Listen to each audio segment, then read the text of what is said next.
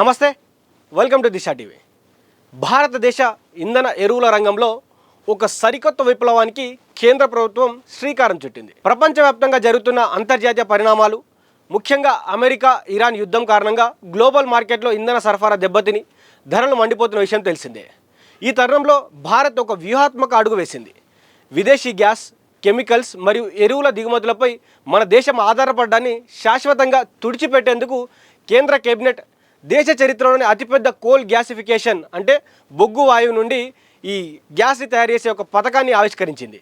ఇందుకోసం ఏకంగా 37,500 కోట్ల భారీ నిధులను మంజూరు చేస్తూ కేంద్ర ప్రభుత్వం పచ్చ జెండా ఊపింది.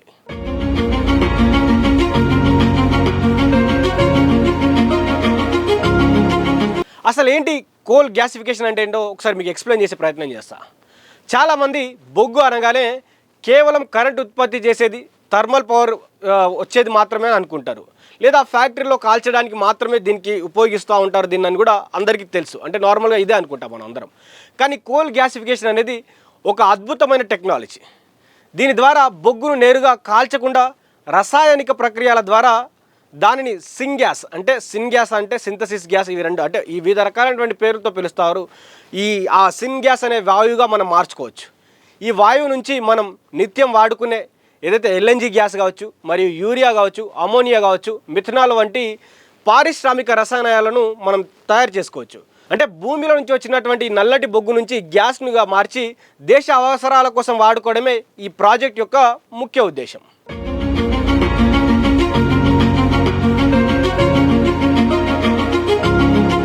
అయితే విదేశీ మారక ద్రవ్యానికి మనం బ్రేక్ వేసి చైనా తరహా వ్యూహం మనం దేశంలో రావాలనేదే ఈ ప్రక్రియ.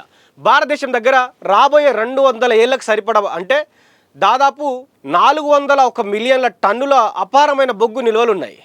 ఇంత సంపద మన దగ్గర ఉన్నప్పటికీ దశాబ్దాల పాటు మనం యూరియా, కెమికల్స్, గ్యాస్ కోసం విదేశాలపైనే ఆధారపడుతున్నాం.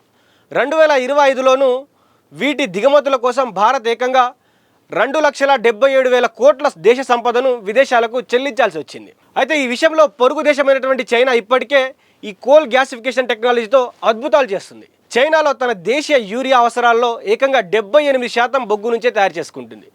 అందుకే ప్రస్తుతం ఇరాన్ యుద్ధం వల్ల ప్రపంచవ్యాప్తంగా యూరియా ధరలు 70% పెరిగినా చైనాలో మాత్రం తన దేశంలో ఉన్నటువంటి ధరలు మాత్రం అదుపులో ఎంతలో ఉండాలో అంతలో మాత్రమే ఉంచుకోగలిగింది. ఇప్పుడు భారత్ కూడా అదే చైనా వ్యూహాన్ని అమలు చేస్తూ విదేశీ దిగుమతులకు చెక్ పెట్టబోతుంది.